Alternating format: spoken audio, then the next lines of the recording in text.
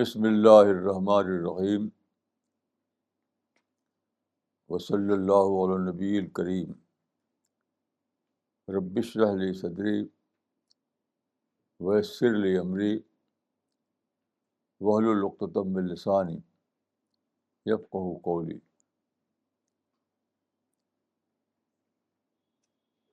19 April 2015۔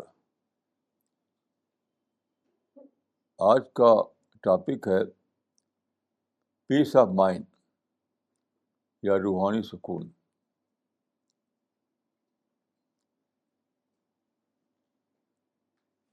میری زندگی کا ایک ایکسپیرئنس یہ ہے کہ آدمی کو ہر چیز پڑھنا چاہیے، ہر مذہب کو، ہر ڈسپلن کو۔ وہ کسی ایک ڈسپلن میں، کسی ایک ٹریڈیشن میں یقین رکھتا ہو تب بھی پڑھنا چاہیے، اور ہر چیز آپ کو فائدہ دے گی۔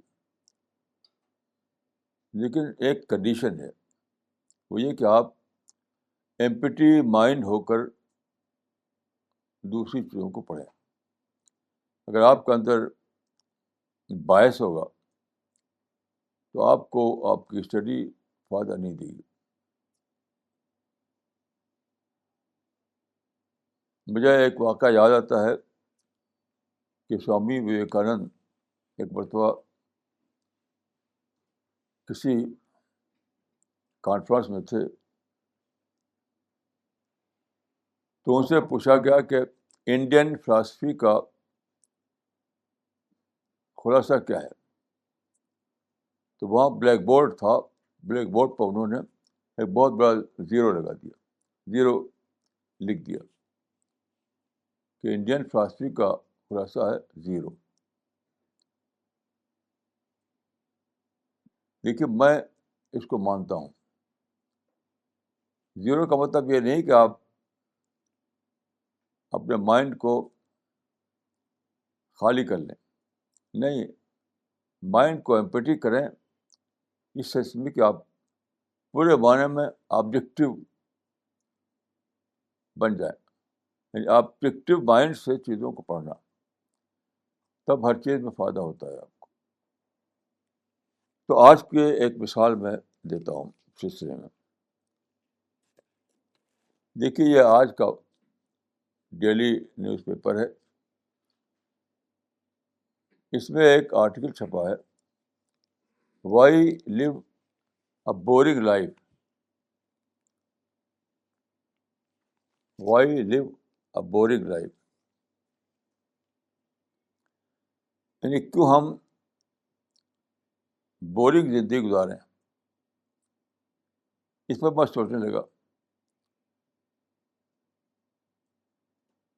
میں اپنے گھر کے باہر، ہمارے گھر کے باہر جو جگہ ہے کھلی، وہاں پہ بیٹھا ہوا تھا، تو میرے سامنے سے گاڑیاں گزر رہی تھیں، کاریں، موٹر سائیکل۔ وہ بار بار وہ ہارن بجا رہے تھے، ہارن۔ تو ہارن مجھ کو ڈسٹرب کر رہا تھا۔ تو میں اس وقت بورڈم کے حالت میں تھا، بور ہو رہا تھا۔ تو میں نے سوچا کہ دنیا تو بورنگ ایکسپیرئنس سے بھری ہوئی ہے، تو کیسے ہم اپنے کو بورڈم سے بچائیں، اس پر سوچنے لگا میں۔ تو میری سمجھ میں اس وقت ایک آیت، قرآن مجید کی ایک آیت آئی، الا بذکر اللہ تطمئن القلوب، یاد رکھو اللہ کی یاد سے دلوں کو اطمینان حاصل ہوتا ہے۔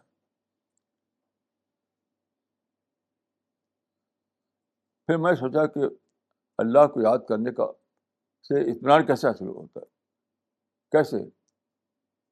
اس کا مطلب ہے کہ گاڈ کا جو کریشن ہے، گاڈ نے جو دنیا بنائی ہے، اس میں سوچنا۔ پھر یہ سوچتے ہوئے میرے مائنڈ میں یہ آیا کہ جس طرح ہمارے روڈ پر گاڑیاں چل رہی ہیں، وہ ایک موومنٹ ہے، ایسے پورے یونیورس میں موومنٹ ہے. آپ جانتے ہیں کہ پوری یونیورس آن دا موو ہے. اسٹارس چل رہے ہیں، پلانٹ چل رہے ہیں، سورج چاند چل رہے ہیں، اور ان کی جو اسپیڈ ہے ہمارے ہوائی جہاز سے زیادہ تیز ہے. مگر وہاں کوئی شور نہیں، وہاں کوئی نوائز نہیں، وہاں کوئی ہارن نہیں بجاتا. تو میں سوچا کہ یہ تو ہماری بہت چھوٹی دنیا ہے. یہ روڈ ہے، اس پر سواریاں گزر رہی ہیں، تو بہت چھوٹی دنیا ہے. جو زیادہ بڑی دنیا ہے وہاں بھی وہیکل چل رہے ہیں، کوئی شور نہیں. تو اس پر میں نے دریافت کیا کریٹر کو، کہ کریٹر کتنا بڑا ہے، کتنا زیادہ طاقت والا ہے، کہ اتنی بڑی دنیا وہ چلا رہا ہے. اتنی بڑی دنیا میں ہر طرف حرکت ہے، ہر طرف موومنٹ ہے. میں نے نہ کوئی ہارن بجاتا، نہ کوئی شور ہوتا، کوئی نوائز پولیوشن نہیں. تو خدا کی عظمت، خدا کی بڑائی جب میں سوچنے لگا تو ہر چیز مینیمائز ہو گئی، ہر چیز مینیمائز ہو گئی. یہ ہے پیس آف مائنڈ. تو میں سمجھتا ہوں کہ پیس آف مائنڈ جو ہے وہ یہ ہے کہ ہم چیزوں میں یا کریشن میں کریٹر کو ڈسکور کریں. اسی سے ہمیں پیس آف مائنڈ ملے گا. کیونکہ اس کے بعد ہمارے اندر ایک کریٹو تھنکنگ آئے گی، ایک ہائی تھنکنگ آئے گی، ایک بڑے لیول پر جینے کے قابل ہو جائیں گے. وہی ہمیں پیس آف مائنڈ دے گا. پھر مجھے یاد آیا برٹراڈ رسل کی کتاب ہے ہیومن نالج. اس میں وہ لکھتا ہے کہ نالج کی دو قسمیں ہیں، knowledge of things, knowledge of truths. چیزوں کا علم اور سچائی کا علم. اس پر سوچتے ہوئے میرے سمجھ آیا کہ دنیا میں ہر جتنے بھی تھنگس آئٹم ہیں، ہر چیز میں ٹروتھ موجود ہے. اگر ہم صرف تھنک کو دیکھیں گے تو ہم بور ہو جائیں گے. لیکن اگر تھنک کو دیکھتے ہوئے ہم ڈیپر سینس میں لیں اس کو اور ہم ٹروتھ تک پہنچ جائیں تو وہاں ایک ایسی بڑی دنیا مل جائے گی ہمیں جینے کے لیے کہ وہاں بورڈم بالکل مینیمائز ہو جائے گا. وہاں ہر چیز مینیمائز ہو جائے گی. وہ اسی حالت کا نام ہے peace of mind. Peace of mind میں سمجھتا ہوں کہ ایک ایک ذہنی حالت، ایک انٹلیکچوئل اسٹیٹ کا نام ہے. وہ ایکسٹیسی کا نام نہیں ہے. ایکسٹیسی جو ہے وہ میں دیکھ ایک ایک ایک ایک تصوراتی چیز ہے. جیسے میں نے ایک کتاب پڑھی، اس کا ٹائٹل تھا امنگ ہو سولڈ ہز فراڈی. تو میں یہ سمجھتا تھا پہلے کہ شاید واقعتاً کسی آدمی نے اپنی فراڈی کو بیچا اور وہ چلا گیا پہاڑوں میں. بات معلومات کہتے ہیں فکشن ہے. یعنی اس میں تو بتایا گیا تھا کہ ایک آدمی کے پاس فراڈی تھی جو بہت ہی مہنگی گاڑی ہوتی ہے، اس کو بیچا، اس نے بیچ کے چلا گیا پہاڑوں میں. وہاں پر اس کو پیس آف مائنڈ مل گیا. لیکن یہ فکشن تھا، واقعہ نہیں تھا وہ. یعنی شروع میں ٹائٹل دیکھ کر میں سمجھا تھا کہ شاید یہ واقعہ ہو، اسی لیے میں نے کتاب کو پڑھا. بات معلومات یہ تو فکشن ہے. تو یہ جو پیس آف مائنڈ ہے یہ پیس آف مائنڈ ایک فکشن میں آپ دیکھ سکتے ہیں، واقعہ میں نہیں، واقعہ میں نہیں. آپ جائیں گے کہیں جنگل میں، کسی پہاڑ میں، کسی سیکلوژن میں، تو جو چیز آپ کو ملے گی وہ کوئی پیس آف مائنڈ نہیں ہوگا، وہ ایک بھلاوا ہوگا. جیسے آپ حقیقی لائف میں جو پرابلم ہے، جو بٹرنس ہے، اس کو بھلانے کے لیے کہیں آپ چلے جائیں، تو دیکھیے بھلاوا جو ہے وہ پیس آف مائنڈ نہیں ہے. پیس آف مائنڈ ایک انٹلیکچوئل فائنڈنگ کا نام ہے، بھلانے کا نام نہیں ہے. اگر بھلاوا ہو تو پھر تو وہ انستھیسیا لے لیں آپ کو مل جائے گا پیس آف مائنڈ. تو انٹلیکچوئل انستھیسیا نہیں ہے peace of mind. Peace of mind کسی قسم کے انٹلیکچوئل انستھیسیا کا نام نہیں ہے، بلکہ ہائی بہت ہی اونچے درجے کے انٹلیکچوئل ڈیولپمنٹ کا نام ہے. وہ ڈیولپمنٹ جہاں آپ تھنگس میں ٹروتھ کو دیکھنے لگے، کریشن میں آپ کریٹر کو دیکھنے لگے، تب جو آپ کو جو فائنڈنگ ہوگی، جو آپ کی ڈسکوری ہوگی، جو آپ کا ریئلائزیشن ہوگا، اس سے آپ کو پیس آف مائنڈ ملے گا. جیسے میں نے مثال دی کہ روڈ کے پر جو سواریاں چل رہی تھیں اور ہارن بجا رہی تھی اور شور کر رہی تھی، تو اس سے ایک نوائز پولوشن پیدا ہو رہا تھا، وہ مجھے ڈسٹرب کیے ہوئے تھا. لیکن جب میں یونیورسل تھنکنگ میرے اندر آ گئی، یونیورسل تھنکنگ کہ پورے یونیورس میں موومنٹ جاری ہے، اب وہاں کوئی نوائز نہیں، کوئی نوائز پولوشن نہیں، تو وہ یہ فائنڈنگ اتنی زیادہ بڑی تھی میرے لیے کہ ہر چیز میں نمائز ہوگی. جیسے آپ اپنے گھر سے ایئرپورٹ جائیں تو راستے میں آپ کو سواریاں ملیں گی، ہارن کی آواز سنائی دے گی، طرح طرح کے نیوسنس. گھر سے ایئرپورٹ تک طرح طرح کے نیوسنس سے گزریں گے آپ. لیکن جب آپ ہوائی جہاز بڑھ جائیں گے اور 35,000 فیٹ کی بلندی پر جب جہاز اڑنے لگے گا تو وہ سب ختم ہو چکا ہوگا، وہ سب منیمائز ہو چکا ہوگا. تو میں سمجھتا ہوں کہ یہی ایکسپیرئنس روز ڈیلی لائف میں اگر آپ کسی کو مل جائے تو that is peace of mind. تو میں سمجھتا ہوں کہ دنیا کے ہر پارٹیکل میں، ہر ایٹم میں، ہر تھنگ میں ٹروتھ ہے. یعنی ہر کریشن میں کریٹر کا جلوہ ہے. جب اس تک پہنچ جائیں آپ، تب آپ کو صحیح معنوں میں پیس آف مائنڈ ملتا ہے، ورنہ نہیں. پھر ان باتوں کو سوچتے ہوئے، دیکھیے میں نے اس سے پہلے عرض کیا تھا یہاں پر کہ آپ کو اتنا پریپیئرڈ مائنڈ ہونا چاہیے کہ آپ کا مائنڈ چیزوں کو دیکھ کر ٹریگر ہو جائے. آپ جانتے ہیں کہ سائنس میں جو ڈسکوری ہوتی ہے وہ اسی لیے ہوتی ہے کہ سائنسداں اپنی لیبورٹری میں کام کر رہا ہے، وہ کوئی ایکسپیریمنٹ کر رہا ہے، اس بیچ میں کوئی چیز فلیش ہوتی ہے، اس سے اس کا مائنڈ ٹریگر ہوتا ہے، پھر وہ ایک ڈسکوری تک پہنچتا ہے. جیسے بجلی ہے، فیراڈے اپنے اس میں کام کر رہا تھا تو کوئی چیز فلیش ہوئی، اس سے اس کا مائنڈ ٹریگر ہوا، پھر وہ یہاں تک پہنچا کہ فارمولا دریافت کیا ہوتے ہیں کہ electricity means flow of electron. Electricity means flow of electron. تو یہی معاملہ اسپریچل فیلڈ کا بھی ہے. جو سائنس میں ہوتا ہے وہی اسپریچل فیلڈ میں بھی ہوتا ہے.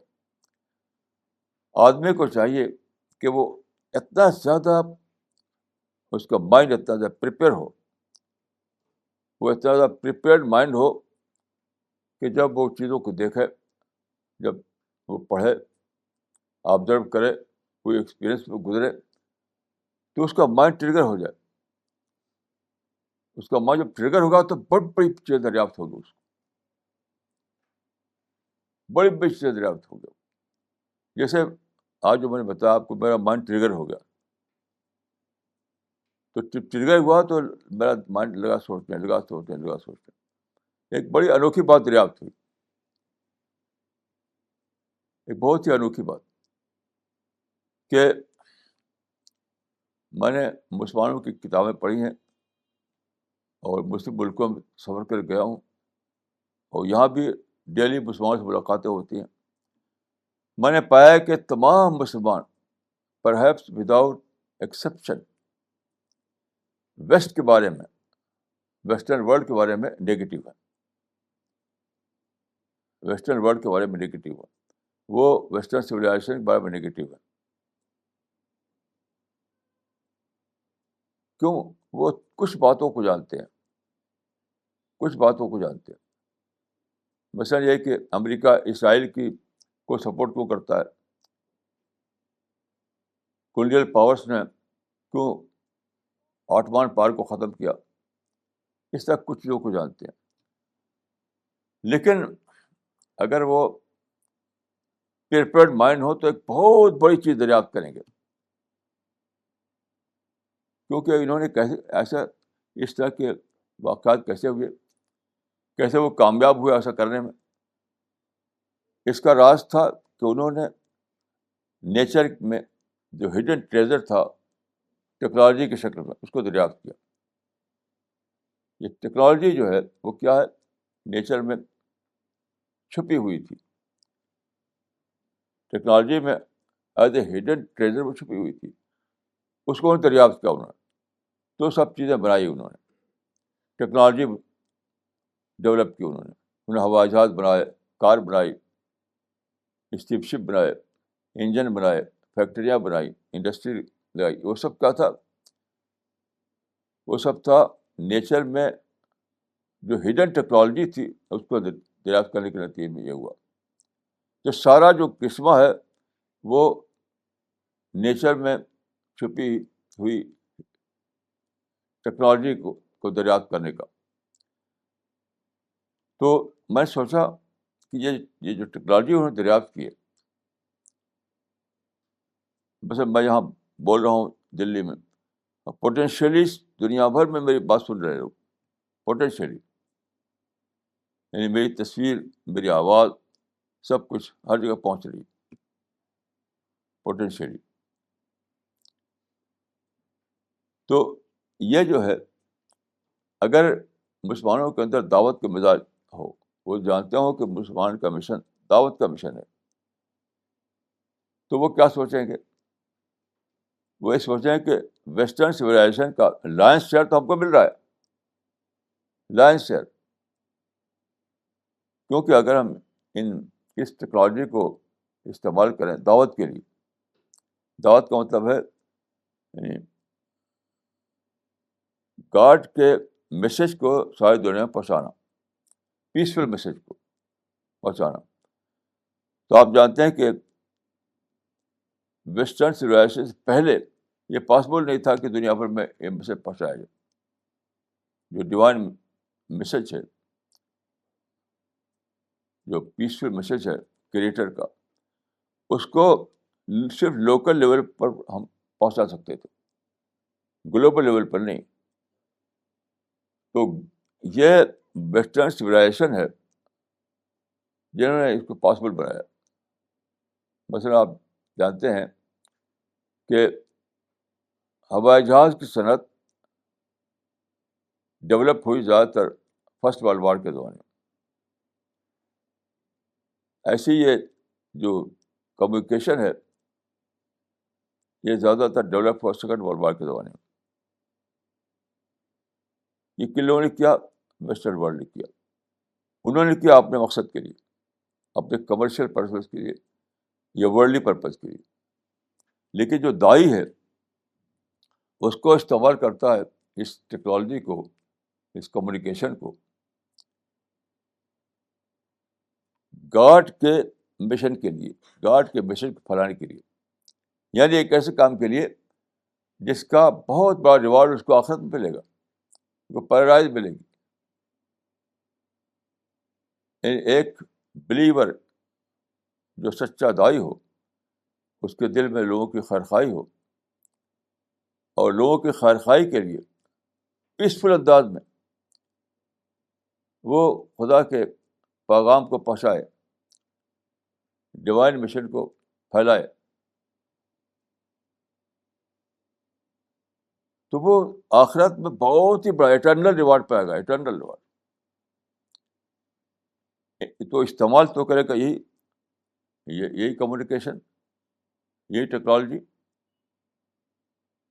تو ویسٹ کے لوگ جو اس کو استعمال کر رہے ہیں وہ اپنے ورلڈلی پرپز کے لیے استعمال کر رہے ہیں، اور دائی استعمال کرے گا تو اس کو آخرت میں ریوارڈ ملے گا. تو اسی کو میں کہہ رہا ہوں کہ لائنس شیئر تو اسی کو ملتا ہے،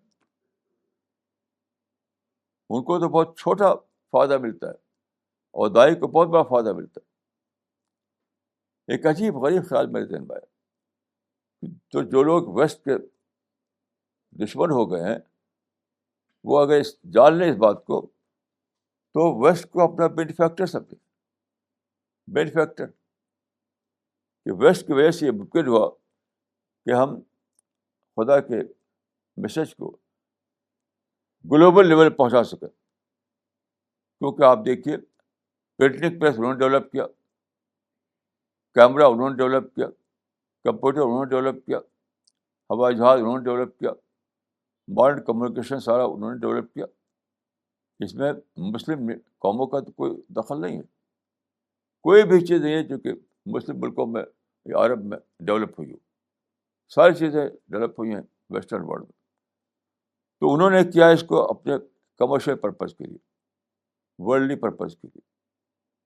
اب ایک بلیور اس کو استعمال کرے دعوت کے لیے، تو اس معنی کہ وہ ایک ایسے مشن کے لیے اس کو استعمال کر رہا ہے جس کا ریوارڈ اس کو اٹرنل لائف میں ملے گا، اٹرنلی. تو اس کو میں کہہ رہا ہوں کہ لائنس شیئر تو اسی کو ہوا. زیادہ بڑا ان کو لیس دین 1% ملا، اور بلیورس کو تو مور دین 99% ملا. اگر یہ سوچیں تو ویسٹرن ورلڈ کو ہم سمجھیں کہ یہ تو بینیفیکٹر ہمارا ہے، ہمارا بینیفیکٹر ہے. تو میں سمجھتا ہوں کہ انسان اس لیے پیدا نہیں کیا گیا ہے کہ وہ جنگل میں چلا جائے، ایکسٹیسی میں جیے. نہیں، وہ اس لیے پیدا کیا ہوگا اپنے مائنڈ کو انفولڈ کرے. یہ مائنڈ جو ہے اس کے اندر بہت زیادہ کیپیسٹی ہے. اس مائنڈ کو انفولڈ کر کے لوگوں نے ٹیلیسکوپ بنایا، مائکروسکوپ بنایا، ہوائی جہاز بنایا. تو ہم اس مائنڈ کو یعنی لے کے جنگل میں کچھ چل جائیں. یعنی تو میں سمجھتا ہوں کہ کریٹر کا جو پلان ہے وہ ہے مائنڈ کو انفولڈ کرنا، تاکہ اس کے تو ہڈن ٹریجر جو ہے ظاہر ہو. یہ سارا جو نیچر میں جو ٹیکنالوجی تھی اس کو دریافت کیسے کیا گیا؟ مائنڈ کے ذریعے سے، مائنڈ کے ذریعے سے. اگر مائنڈ کو استعمال نہ کرتے تو یہ ٹیکنالوجی پوری کی پوری نیچر میں چھپی ہوئی پڑی رہتی. سمجھتا ہوں کہ سب سے بڑا جو انسان کا جو کام ہے وہ ہے اپنے مائنڈ کو انفولڈ کرنا. اب انفولڈ کرنے کے لیے ضروری ہے کہ آپ کے پاس آپ ایک اور وژڈم آپ کے اندر ہو. ایک اور وژڈم وہ یہ ہے کہ آپ کسی نگیٹو ایکسپیرئنس سے ڈسٹرب نہ ہو، نگیٹو ایکسپیرئنس سے آپ نگیٹو نہ ہو جائیں، ریئیکشن میں نہ پڑ جائیں. جیسے میں نے مثال دی کہ مسلمان ساری دنیا میں ویسٹ کے خلاف ہو رہے ہیں، سب کے سب سمجھتے ہیں کہ ویسٹ ہمارا اینیمی ہے. اس کی وجہ سے وہ بہت بڑی بات دریافت نہیں کر پا رہے ہیں کہ ویسٹ ان کا مینوفیکچر ہے. ویسٹ نے ان کو یہ موقع دیا کہ وہ اپنے مشن کو گلوبل لیول پر پھیلا سکے. اس سے پہلے پاسبل ہی نہیں تھا، اس سے پہلے پاسبل نہیں تھا.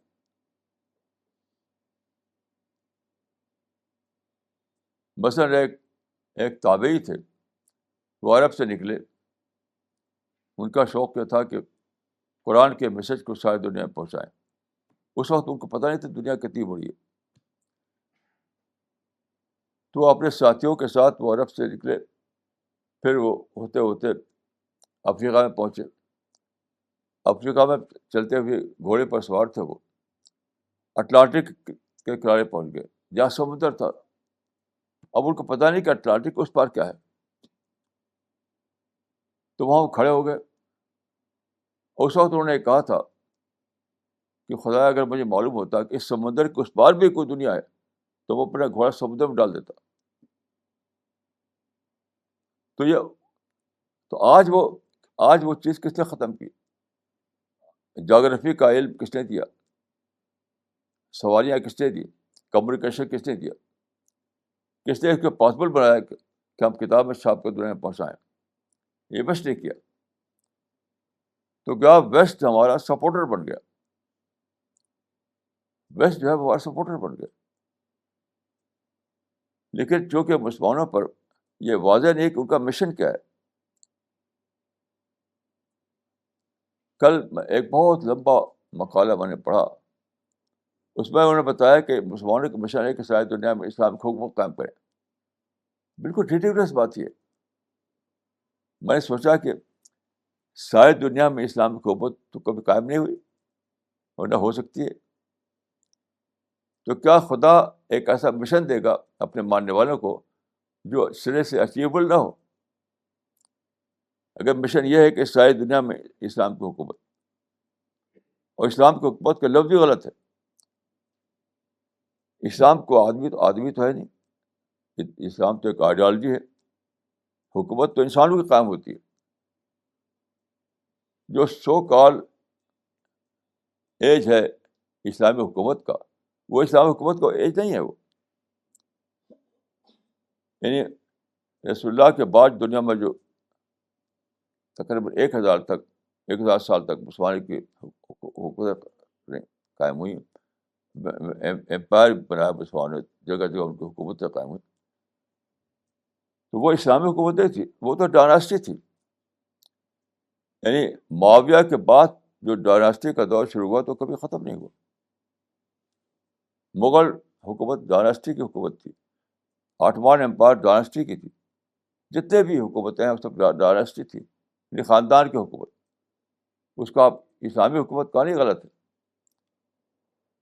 یہ جو مدت ہے اتنی لمبی،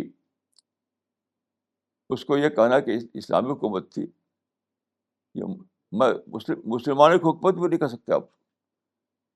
اس کو کہیں کہ ڈائناسٹی رول. تو اسلامی حکومت کا تصور ایک بالکل ہی ایک ریڈیکولس تصور، کیونکہ وہ کبھی اچیویبل نہیں. وہ تو اسلام کی آئیڈیالوجی کو پھیلانا ہے، نہ کہ اسلام کے رول کو پھیلانا ہے. یعنی ہمارا جو مشن ہے وہ یہ نہیں کہ ہم اسلامی حکومت کے نام پر ساری دنیا سے لڑیں. یہ مشن ہی نہیں ہے. ہمارا کام ہے کہ اسلام کا جو پیغام ہے، توحید کا جو پیغام ہے، ونس آف گاڈ کا جو پیغام ہے، اس کو ساری دنیا تک پہنچائیں.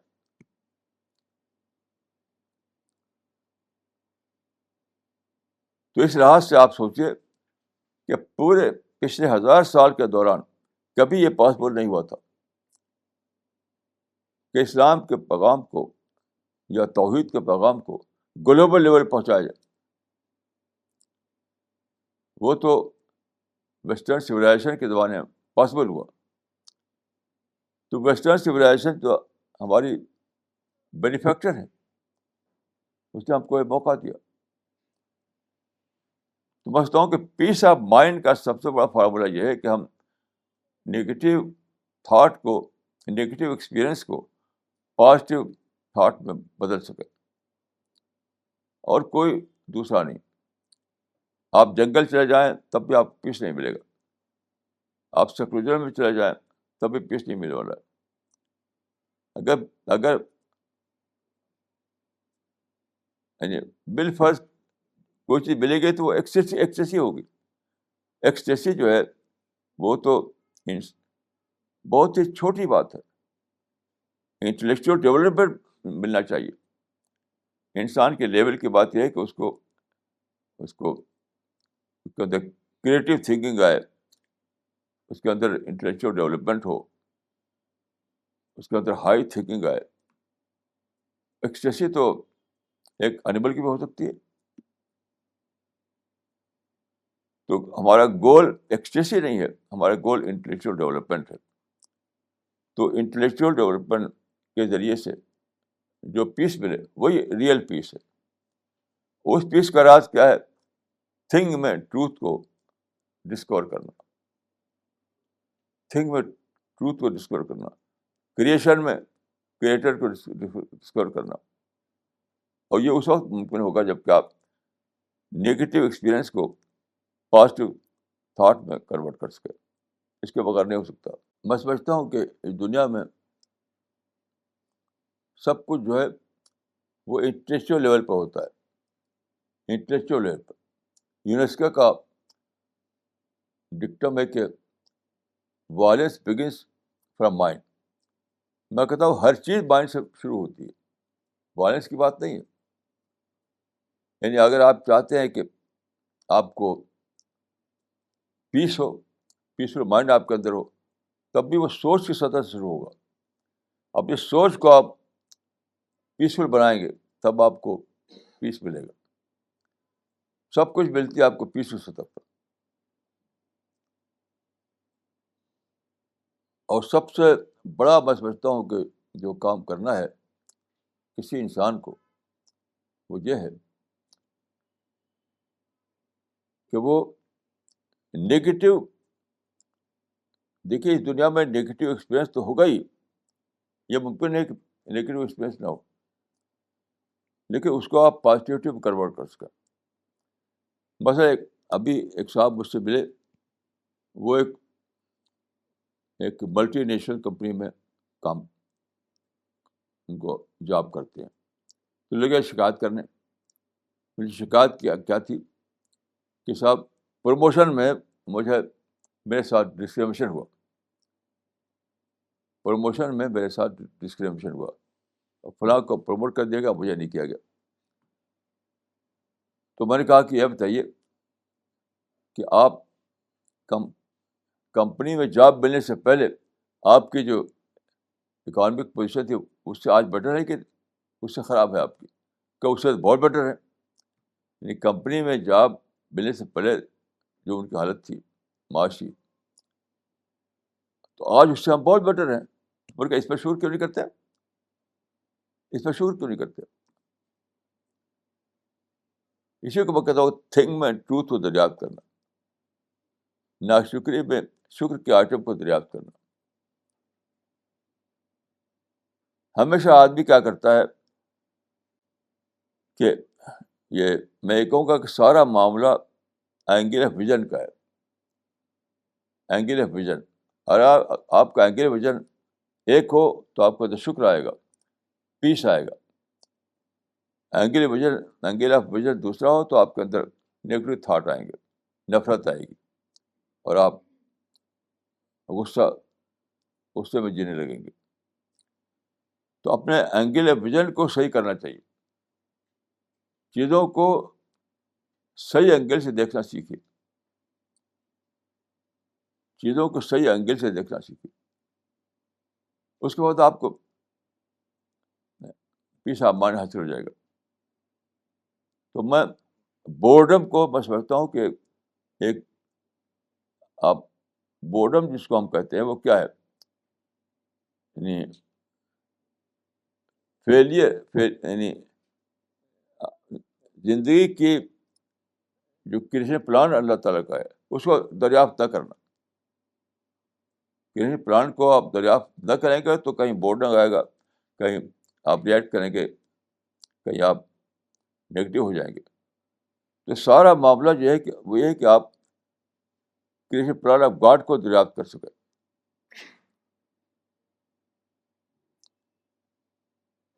مثلاً ایک مثال میں دیتا ہوں کہ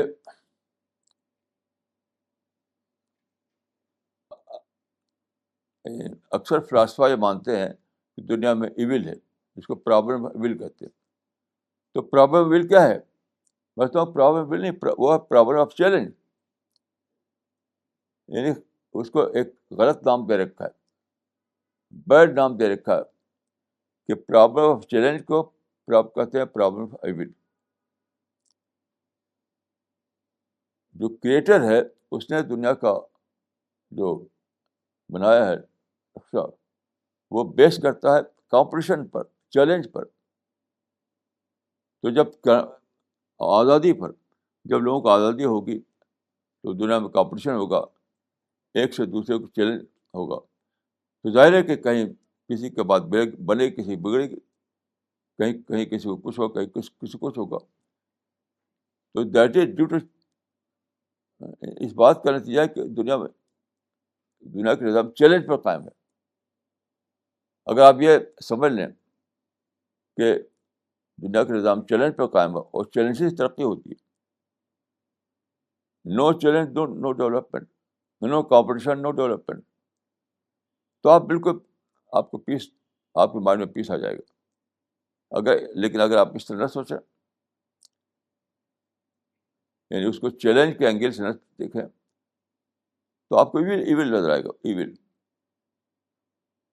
تو بچتا ہوں کہ جو لوگ یہ کہتے ہیں کہ دنیا میں پرابلم ایول ہے، وہ رانگ اینگل سے دیکھ رہے ہیں دنیا کو. جو لوگ کہتے ہیں کہ دنیا میں ایسے جو ہیومن رائٹ ایکٹیوسٹ ہیں، وہ بھی یہی غلطی کرتے ہیں کہ وہ رائٹ کو دیکھتے ہیں، ڈیوٹی کو نہیں دیکھتے. اور جتنے ہیومن رائٹ ایکٹیوسٹ کو میں جانتا ہوں وہ سب نگیٹو، سب پروٹیسٹنٹ ہوتے ہیں. ہیومن رائٹس کو لے کر پروٹیسٹنٹ بنے رہتے ہیں، کرٹک بنے رہتے ہیں. ہیومن رائٹ کا وائلیشن جس کو کہتے ہیں لوگ، وہ حقیقتاً کمپٹیشن کا فنامنا ہے، چیلنج کا فنامنا ہے. تو لوگوں کے اندر یہ مزاج بنائی کہ وہ چیلنج کو بیٹ کرنا سیکھیں، اپنے آپ کو کمپٹیشن میں اسٹینڈ کر سکیں. یہ ان کے اندر مزاج پیدا کیجیے. میں سمجھتا ہوں کہ سب سے بڑا ریفارمر وہ نہیں ہے جو دنیا میں ظلم کا پوائنٹ آؤٹ کرے کہ دیکھو یہ ظلم ہو رہا ہے، دیکھو یہ رائٹس، ہیومن رائٹس کا وائلیشن ہو رہا ہے. میں نہیں سمجھتا وہ بڑا ریفارمر ہے. بڑا ریفارمر وہ ہے جو بتائے کہ یہ تو کریشن پلان آف گاڈ ہے، اس میں تو اپنا راستہ بناؤ، اپنے کو اس قابل بناؤ کہ تم چیلنج کو میٹ کر سکو. وہ ریفارمر. یہ وجہ ہے کہ جتنے بھی ہیومن رائٹ ایکٹیوسٹ ہوتے ہیں سب نیگیٹو ہوتے ہیں، سب پروٹیسٹنٹ ہوتے ہیں، سب صرف کمپلین کرتے رہتے ہیں، کمپلین کمپلین کمپلین. تو چیزوں کو رائٹ اینگل سے دیکھنا سیکھ لیجیے تو آپ کو پیس آف مائنڈ ہو جائے گا. اور رائٹ اینگل سے نہ دیکھیں گے تو آپ کو پیس آف مائنڈ نہیں رہے گا.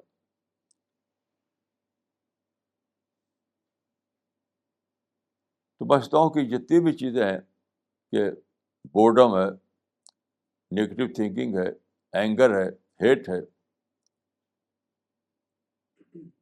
جتنی بھی نیگیٹو چیزیں ہیں سب کے سب میرے نزدیک نتیجہ ہے رانگ اینگل سے چیزوں کو دیکھنا. اگر آپ رائٹ اینگل سے چیزوں کو دیکھیں تو یہ سب اپنے آپ ڈس ایپیئر ہو جائیں گے، اور اپنے آپ کو پیس آف مائنڈ حاصل ہو جائے گا.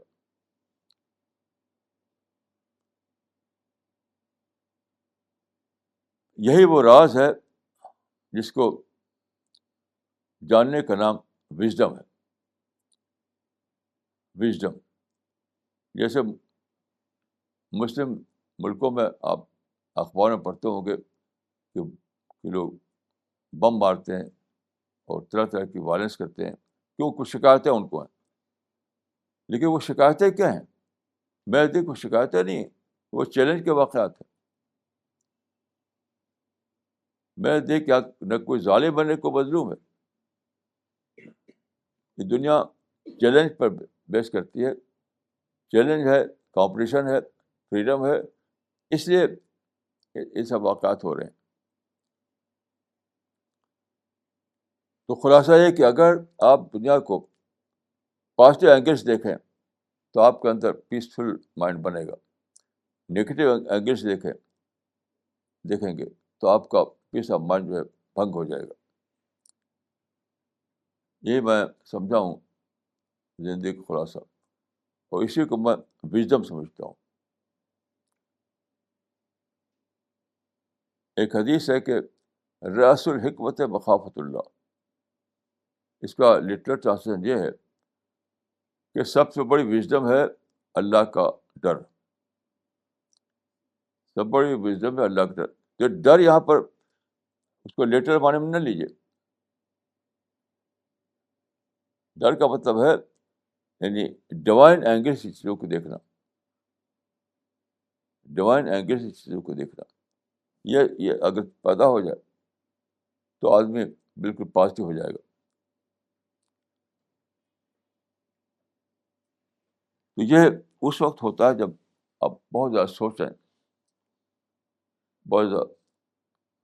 صرف اخبار میں ایک چیز پڑھا اور اس کے بعد آپ غصہ ہو گئے کہ دیکھو ایسا ہو رہا ہے, اس کی تہ تک جائیے, اس کی تہ تک جائیے. مثلاً ایک جگہ کمرہ رائٹ ہوا, بہت اخباروں میں چھپا, تو میں وہاں گیا, تحقیق کی, تو معلوم ہوا کہ کمرہ رائٹ جو تھا وہ رائٹ نہیں تھا, وہ ریٹیلیشن تھا. ایک کمیونٹی نے کچھ کیا, دوسری کمیونٹی نے ریٹیلیٹ کیا. تو میں لوگوں کو سمجھا کہ تم اپنی طرف سے جو تم نے کیا وہ نہ کرتے تو ریٹیلیشن بھی نہ ہوتا. وہ تو رائٹ کیوں کہتے ہو؟ اسی کا نام وژڈم ہے. تو جب خدا کے اینگل سے ہم چیزوں کو دیکھیں گے تو ہمارا وژڈم آئے گا ہمارے اندر. میں سمجھتا ہوں کہ یہی حکمت کا سرا ہے, یہی وژڈم کی بات. میری دعا ہے کہ اللہ تعالیٰ ہم سب کو توفیق دے کہ ہم چیزوں کو رائٹ اینگل سے دیکھیں. السلام علیکم ورحمۃ اللہ.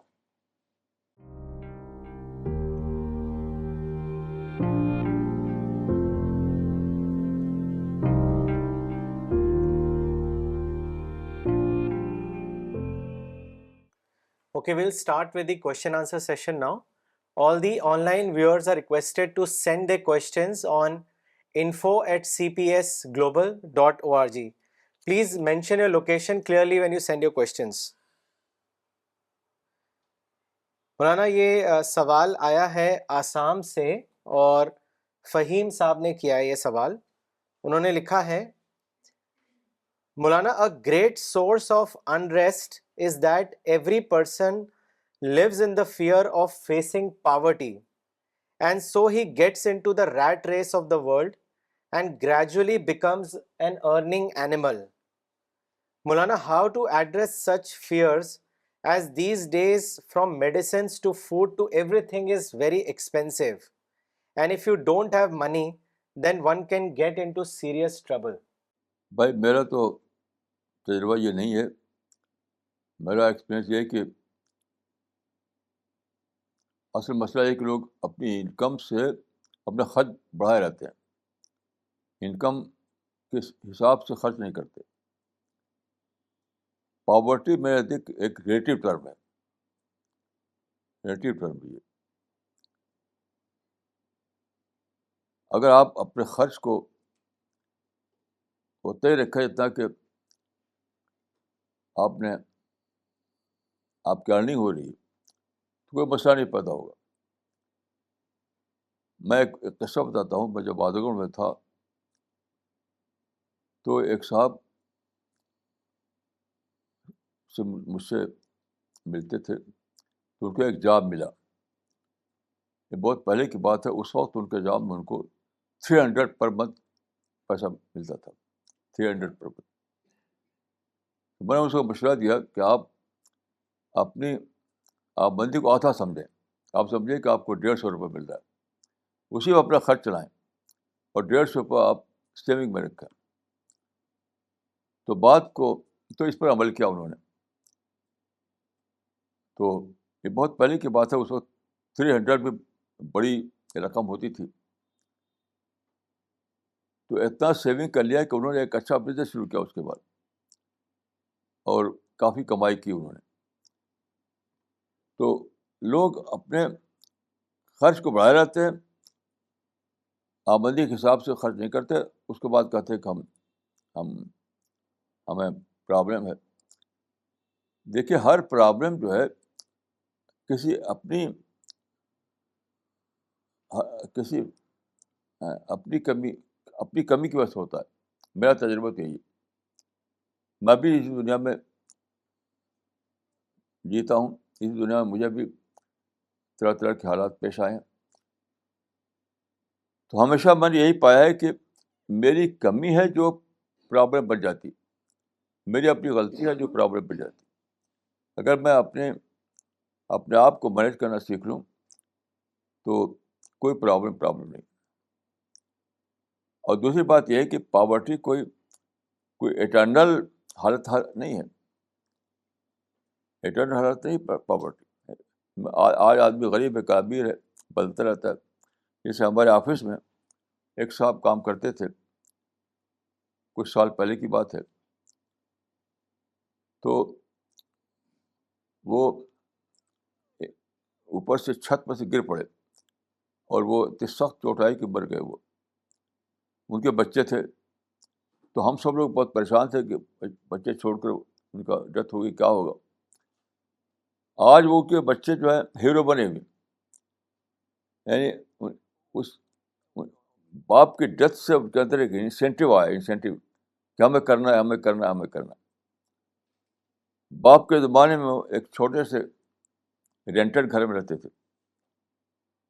آج وہ اپنا گھر خرید لیا انہوں نے, اور سب کما رہے ہیں اور سب سے آرام کر رہے ہیں. تو یہ پاورٹی کوئی ایسی چیز جو ایٹرنلی باقی رہے. آج ایسی حالت ہے, کل دوسری حالت ہے. تو پاورٹی کو میں لیتا ہوں انسینٹیو کو ماننے.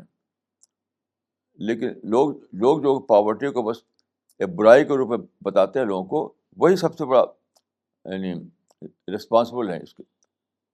آپ ان کو انسینٹیو بڑھائیے ان کے اندر, ان کو کہیے کہ تم محنت کرو, پڑھو.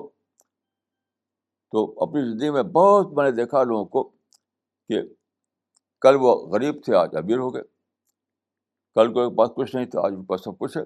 تو پاورٹی کوئی ایٹرنل حالت نہیں ہے کہ جو پاورٹی میں پیدا ہوا تو بس زندگی میں اس کے مقدر ہے کہ پاورٹی میں رہے.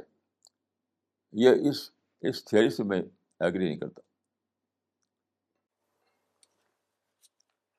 مولانا اگلا سوال چنئی سے ہے, اور مولانا اقبال عمری نے کیا ہے. انہوں نے لکھا ہے, جب بھی آپ ویسٹرن ڈیولپمنٹ کا پازیٹیو رسپانس دیتے ہیں اور اس کو دعوت اور معرفت سے ریلیٹ کرتے ہیں, تو کیوں علماء یہ کہتے ہیں کہ اگر علماء اور مدارس نہ رہتے تو نہ اسلام رہتا نہ دعوت رہتی؟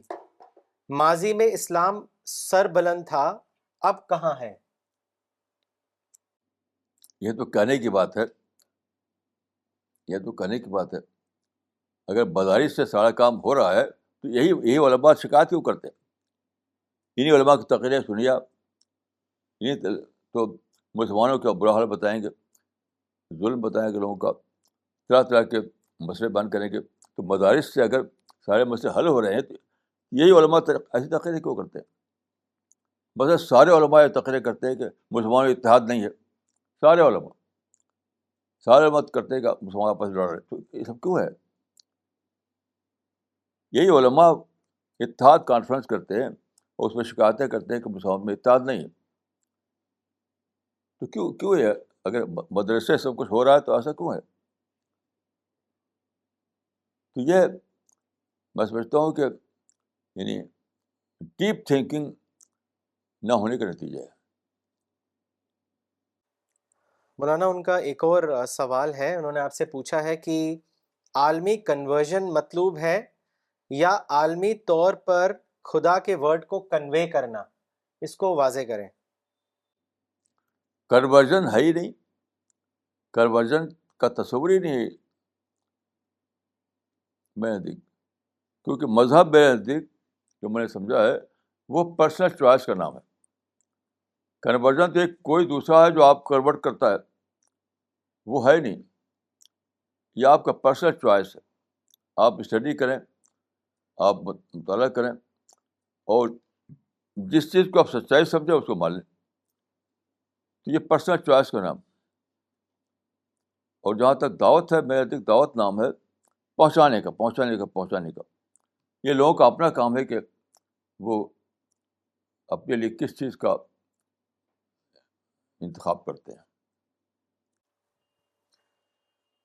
مولانا اگلا سوال لینے سے پہلے ایک کامنٹ پڑھنا چاہیں گے جو مس شبانہ نے بھیجا ہے رائے پور سے، اور انہوں نے لکھا ہے کہ مولانا صاحب، I always get peace of mind after listening to your programme every Sunday. جزاک اللہ. مولانا اگلا سوال دلی سے آیا ہے، نام نہیں لکھا ہے کوشچن کرنے والے نے. ان کا سوال یہ ہے، مولانا صاحب، you say that human right activists take a negative approach by criticizing or protesting against human rights violation. I have a question in this regard. If innocent people are killed, does it mean that one should remain silent and not demand justice, that the perpetrators of the crime be brought to justice? Secondly, it can also be argued that if one keeps silent on such persecution, it would only further legitimize oppression and embolden people to violate other rights. What is your view on this? دیکھیے، یہ صحیح angle سے سوچنا نہیں ہے. صحیح angle سے یہ سوچنی ہے کہ ہیومن رائٹ کا کانسیپٹ چل رہا ہے 100 برس سے، اور یہ سارے اب بھی پروٹیسٹ کیے چلے جا رہے ہیں. یعنی ہیومن رائٹ ایکٹیویزم جو ہے، اس سے اگر حالات سدھرتے ہیں تو ابھی کیوں جاری ہے وہ؟ مجھے کوئی ایک بھی نہیں معلوم ہے ہیومن رائٹ ایکٹیوسٹ جو سو کال جو یہ کہے کہ اب ہم 100 سال کے بعد ہم نے ہیومن رائٹس کو حاصل کر لیا. اس لیے میں اس کو ان نیچرل سمجھتا ہوں. صحیح ہے ہیومن ڈیوٹیز کا کانسیپٹ. آپ لوگوں کا تو ہیومن ڈیوٹیز کانسیپٹ لائیے تو اس کے بعد سب ترقیاں ہوں گی. جیسے آپ دیکھیے کہ سنگاپور میں کوئی ہیومن رائٹ ایکٹیویٹی نہیں ہے، وہ کچھ بھی نہیں ہے، لیکن ڈیوٹی کا کانسیپٹ بہت زیادہ ہے، تو وہاں بہت ترقی ہو رہی ہے. ہیومن رائٹ ڈیوٹیز سے ترقیاں ہوتی ہیں.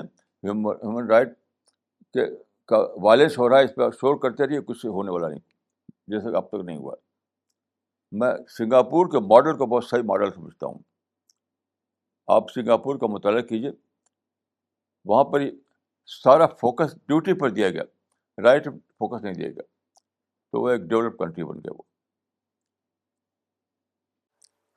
مولانا اگلا سوال یو کے سے کیا ہے ڈاکٹر حنا خان نے، اور انہوں نے لکھا ہے، There will always be good and evil. Injustice will always be there until day of judgment, when complete justice will be given by God himself, who will hold the heavens in his right hand and the earth will be held in his hand. The Prophet also said that help Zalim and Mazloom both, and the help of Zalim is to stop him from Zulm. Maulana, please explain how to differentiate this from complaining and protesting. میں تو یہی بات آج کہی ہے کہ جو چیز چیلنج اور کمپٹیشن کا جو فنامنا ہے اس کو وہ ظلم کا فنامنا بتاتا ہے. چیلنج تو رہے گا، کمپٹیشن تو رہے گا، اس لیے یہ صورتحال بھی رہے گی. اور جہاں کوئی آدمی پچھڑ جاتا ہے تو اس کا انسینٹیو جاگتا ہے. ہر آدمی اپنے آس پاس دیکھ سکتا ہے کہ جو لوگ یعنی پچھڑ گئے، کسی وجہ سے غریب ہو گئے، ان کے اندر انسینٹیو جاگا، ان میں بچوں پہ جاگا، اور انہوں نے بڑی بڑی ترقیاں کی. تو دنیا میں جو ہے وہ سب سے امپورٹنٹ چیز ہے انسینٹیو. انسینٹیو سب سے بڑی امپورٹنٹ چیز ہے. تو اس پر زور دیجیے، اس پر زور دیے کہ لوگ جو ہیں صحیح رخ سے چیزوں کو دیکھیں اور ڈیوٹی کو فوکس کیجیے، ڈیوٹی کو فوکس کیجیے. رائٹ کو فوکس کریں گے تو اب تک کچھ نہیں ہوا، آئندہ بھی کچھ نہیں ہونے والا. رائٹ کو فوکس کرنا، میں سمجھتا ہوں کہ اس سے کچھ سوائے پروٹیسٹ کرنے کو کچھ ملتا نہیں. لیکن ڈیوٹی کا فوکس کریں تو بڑی بڑی ترقیاں ہو سکتی ہیں. اور جو ہے کہ میں نے عرض کیا، سنگاپور اس کی ایک بہترین مثال ہے. مولانا اگلا سوال اجمیر سے کیا ہے ڈاکٹر سفینہ تبسم نے، اور انہوں نے آپ سے پوچھا ہے کہ مولانا صاحب یہ کیسے جانیں کہ جو پریشانی ہم پر آئی ہے وہ بطور امتحان ہے یا بطور پنشمنٹ، اس کو واضح کریں.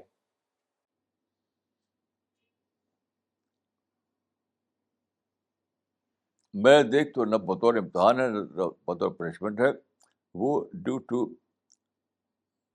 کریشن پلان آف گاڈ ہے. وہ ہے چیلنج. خدا نے دنیا کو بنایا چیلنج پر بیس کرتے ہوئے. اس کی وجہ سے کسی کو کچھ ملتا ہے، کسی کو کچھ ملتا ہے. تو میں سمجھتا ہوں کہ مصیبت یا آرام دونوں ریلیٹیو ٹرم ہے. ریلیٹیو ٹرم ہے. اصل چیز یہ ہے کہ دنیا میں چیلنج رہے گا، آزادی رہے گی، کمپٹیشن رہے گا. اس بیچ میں آپ اپنی ڈیوٹی انجام دیتے رہیں بس.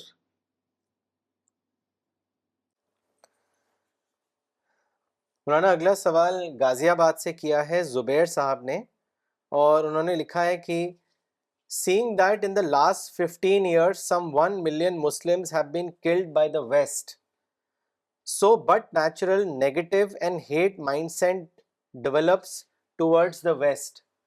In such a scenario, how to remain positive? دیکھیے یہ بالکل غلط باتیں ہیں. آپ نے ہماری چیزیں پڑھی نہیں، اس لیے باتیں کھوا رہے ہیں کہ ویسٹ نے مارا ہے. مسلمانوں نے جو مارا ہے اس کو مارنے کا کام تو صحابہ کے زمانے شروع ہو چکا. یعنی معاویہ علی اور معاویہ کی جنگ میں اتنے لوگ مارے گئے، وہاں سے شروع کی کہانی. یہاں سے کیوں شروع کرتے؟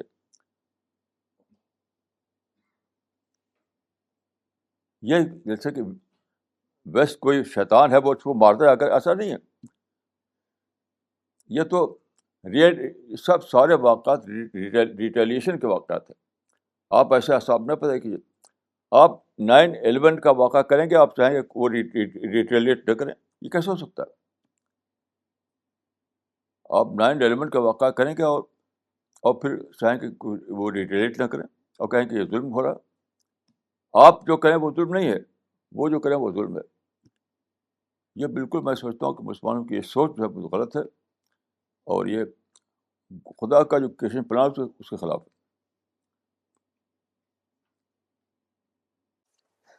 مولانا اگلا سوال فائق صاحب نے بھیجا ہے کیلیفورنیا سے، اور انہوں نے لکھا ہے Only Allah will decide who will enter Jannat.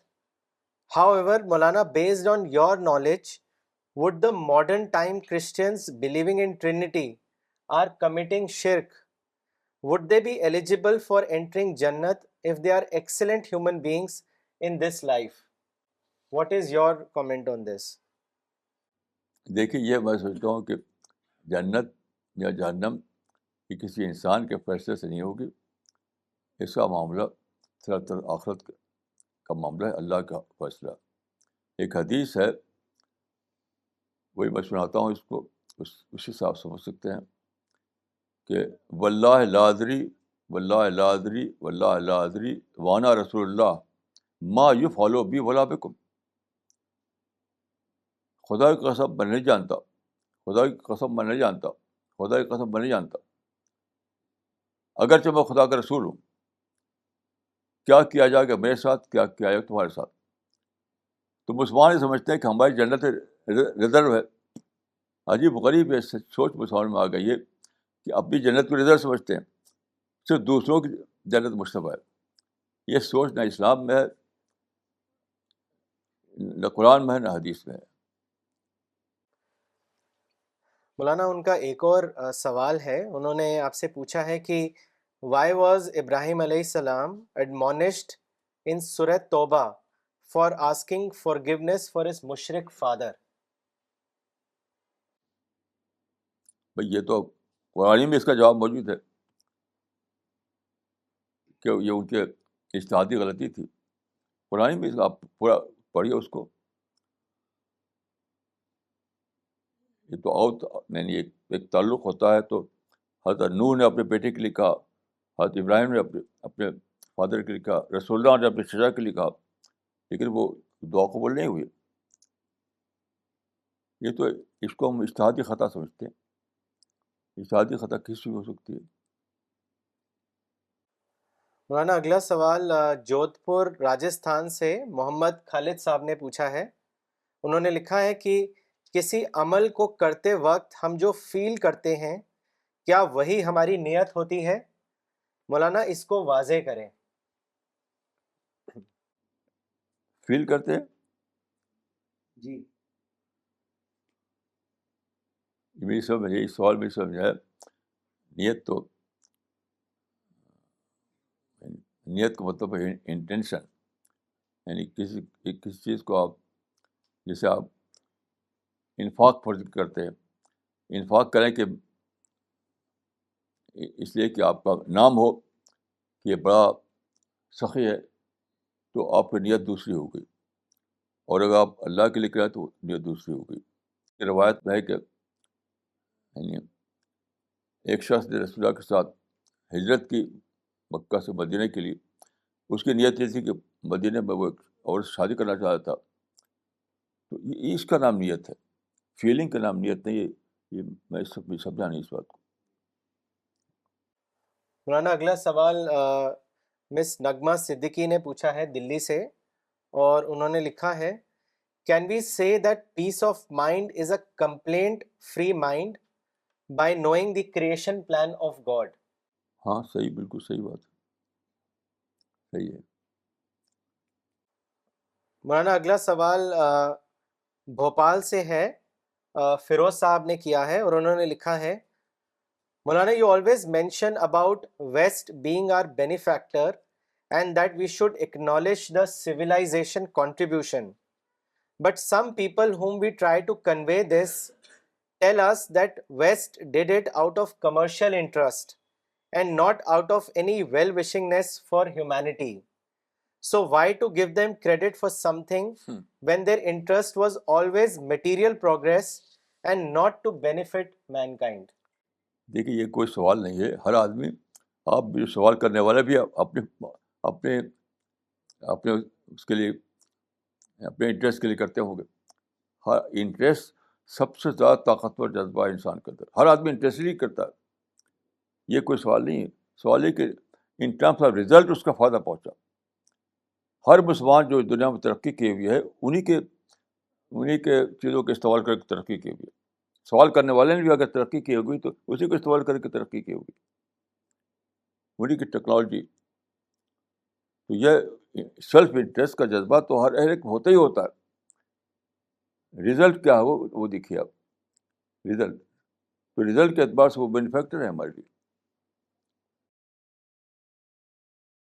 مولانا اگلا سوال پونے سے کیا ہے تابش صاحب نے, اور انہوں نے لکھا ہے مولانا you said today that if one is a prepared mind then it gives the person a trigger to move ahead.